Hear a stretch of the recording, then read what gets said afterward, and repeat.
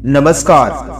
आज हम ऐसे बौद्ध भिक्षु के बारे में जानेंगे जिन्होंने यवन के सम्राट मिलिंद से वाद विवाद किया था, जिनको सर्वस्तिवादी बौद्ध भिक्षु कहा जाता है, जिनका जीवन काल 150 ईसा पूर्व का है।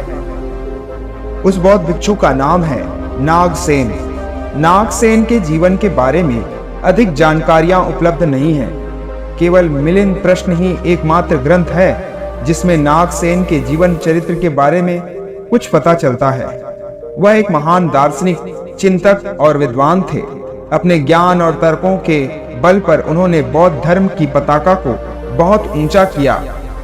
मिलिंद प्रश्न के अनुसार वे संघ नायक, गण नायक, गणाचार्य, ज्ञानी, यशस्वी लोगों में सम्मानित, पंडित, चतुर, बुद्धिमान, निपुण, अनुभवी, नम्र, तेज, तीनों पिटकों को जानने वाले, भगवान बुद्ध के शासन की सूक्ष्म बातों को जानने वाले, पारमिता प्राप्त, भगवान के धर्म के अनुकूल देशना करने में कुशल, कभी भी विफल न होने वाले, विचित्र प्रत्युपन्न मति से युक्त थे।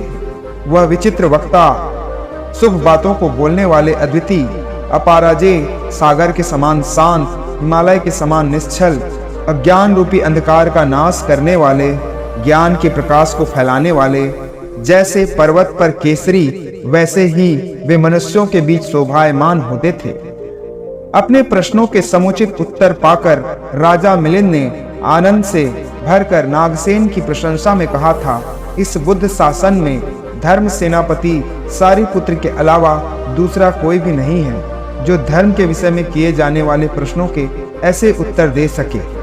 नागसेन का जन्म 2री शताब्दी ईसा पूर्व में हिमालय पर्वत के पास कजंगल नामक गांव में एक ब्राह्मण परिवार में हुआ था।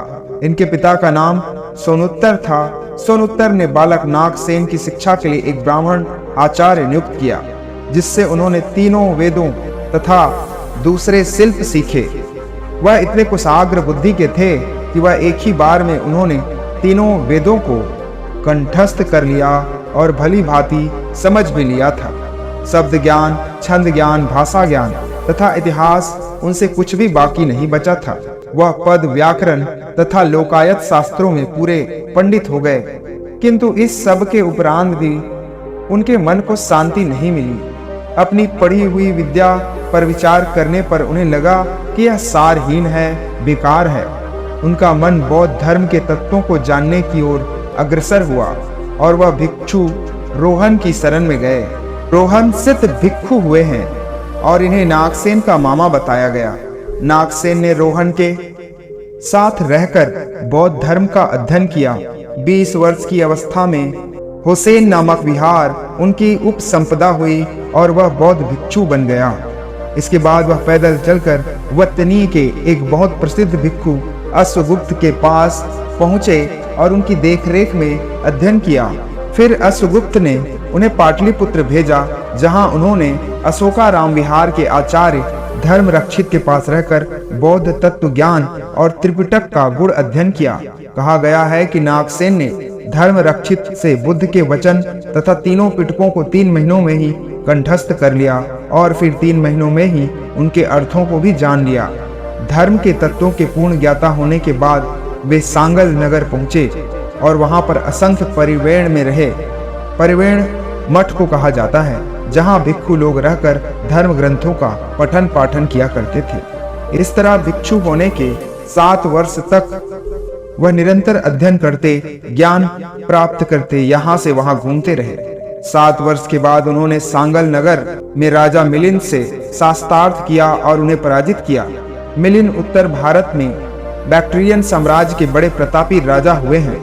उनका साम्राज्य सतलज नदी के पार करके यमुना के आसपास फैला हुआ था। सांगलपुर उनकी राजधानी थी। प्रतापी सम्राट होने के साथ साथ वह अच्छे विद्वान भी थे। भारतीय धर्मों के तत्वों को जानने में उनके मन में बड़ी प्रबल इच्छा थी।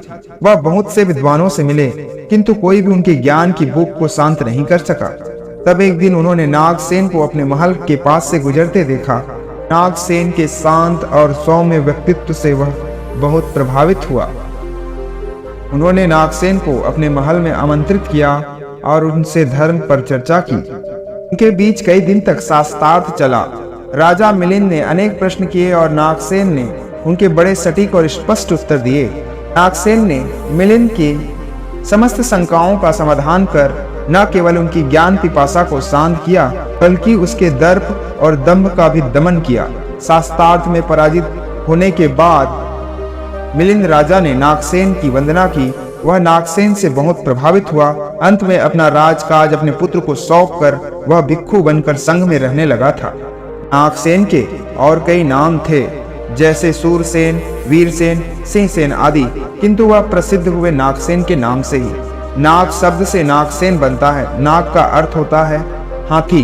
हाथी को बल और बुद्धि का प्रतीक माना जाता है, इसलिए संभव है कि उसका बचपन का नाम कुछ और रहा हो, किंतु बाद में उनकी महान प्रतिभा के कारण तथा धर्म और दर्शन के क्षेत्र में एक अपराजय योद्धा होने के कारण उनका नाम नागसेन पड़ गया था।